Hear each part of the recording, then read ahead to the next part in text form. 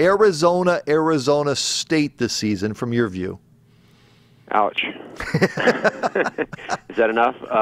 No, I think I'm as confused as most people about Arizona State and exactly what their problem is, and there's no question that offensively something's missing. They're not as explosive as they really should be. I don't know how much of it you can put on the quarterback, but certainly even in a small sample, I thought because it was against conference opposition and he looked so good last year that Mike Bercovici would be one of the better quarterbacks in the Pac-12, and maybe a lot of it's not his fault. There's so many things that go into success on offense.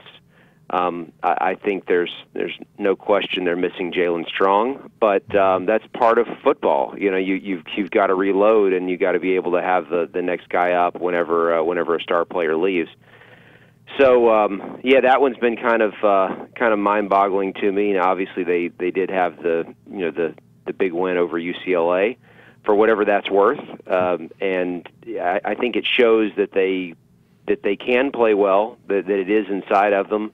But they've so rarely played like a team that that is capable of winning games like that, and so that's I think that's a disappointment for sure. Arizona, I was not expecting them to be as good as they were last year, so not as big of a disappointment to me. But at the same time, I think when you look at what's happened to that defense in the last few weeks, it really is. Really is kind of jarring, because as much as we focus on the offense with Rich Rod, I think that was one thing that over the previous two seasons had been a very pleasant surprise for them, is that they had played much better than people would have expected on defense.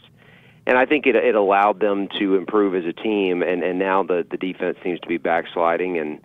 And look, I think both of them are average teams, middle of the road teams in the Pac-12, and that's not necessarily what we expected going in, but just kind of assessing it at the midway point, I think that's what they are. They're just they're teams that could go to a bowl game, but that's about the extent of how good they'll be this year.